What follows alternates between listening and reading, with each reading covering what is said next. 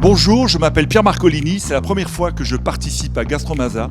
Eh bien, je dois vous dire que j'ai énormément d'émotions. Vous savez, quand vous êtes en Belgique, que vous représentez la Belgique en termes de chocolat, en termes de valeur, la première fois qu'on vous invite à faire une démonstration devant, je pense à peu près 4000 jeunes, donc il y a déjà comment vous allez vous exprimer, de quelle manière, et surtout qu'est-ce que vous allez leur dire. Alors, la particularité de la maison Marcolini, c'est que, en tant que chocolatier, tout le monde croit connaître le monde du chocolat, mais en réalité, on ne le connaît pas très très bien.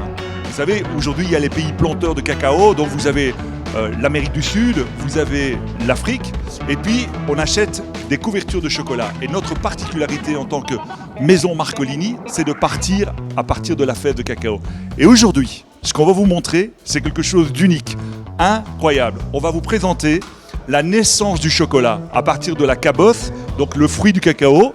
Et à partir de là, on va vous montrer comment on peut travailler le chocolat, de quelle manière et de quelle façon.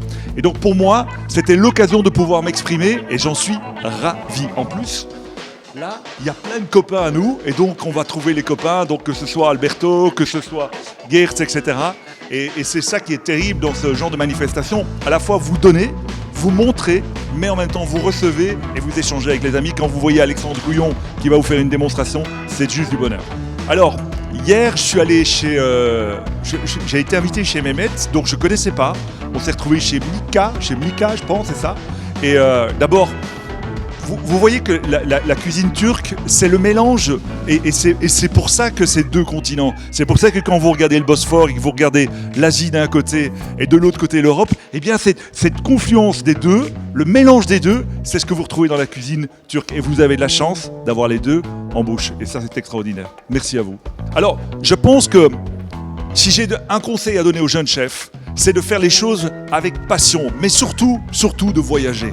Je pense qu'aujourd'hui, quand on regarde la possibilité, vous savez que moi, à mon âge, quand j'ai commencé en tant que chef chocolatier, voyager, c'était un miracle. Pouvoir partir, je sais pas moi, du côté de l'Asie, c'est pratiquement impossible. Et aujourd'hui, la nouvelle génération, qu'elle soit connectée avec ce qu'on appelle les social media, etc., ils ont la possibilité à la fois de voyager de façon virtuelle, mais ils ont aussi la possibilité de voyager de façon physique. Et ce qui est fabuleux, c'est que quand vous regardez tous les ingrédients qu'on peut avoir aujourd'hui, du yuzu, des épices, que ce soit d'Asie, que ce soit des choses qui se passent du côté de l'Europe ou du côté de l'Amérique, on a une concentration aujourd'hui d'ingrédients qui permettent de faire une cuisine totalement internationale et débridée. Donc, aux jeunes chefs, voyagez, ouvrez les yeux et vous allez découvrir une cuisine passionnante.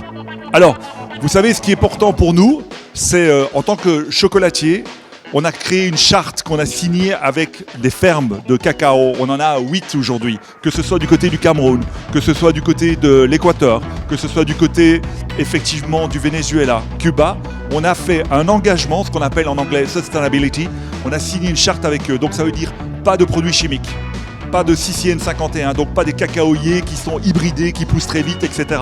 Revenir vers du local, revenir vers quelque chose qui est naturel. Pour nous, je pense que c'est l'avenir. Quand vous voyez aujourd'hui les jeunes générations qui regardent les ingrédients pour voir s'il n'y a pas de colorants, etc., etc. Et l'avenir de la planète, elle commence par ça. Vous savez, une des premières choses en tant qu'artisan chocolatier, aujourd'hui la maison Marcolini, c'est 48 boutiques à travers le monde. On pourrait se dire, mais Pierre, tu n'es plus dans ton atelier. Comment tu fais pour à la fois être ici et que ça se déroule au niveau de l'atelier? Alors je reprends une phrase de Paul Bocuse, et Bocuse disait une chose extraordinaire, disait, vous savez, on lui avait posé la question parce que Paul Bocuse était à New York, on dit, mais monsieur Bocuse, qui cuisine quand vous êtes à New York? Et il lui a répondu, le chef qui est là, même quand je suis là-bas. Donc la première chose en tant qu'artisan, c'est la transmission, c'est le savoir-faire, c'est le savoir déléguer. Et je pense qu'aujourd'hui, effectivement, ça nous permet de grandir.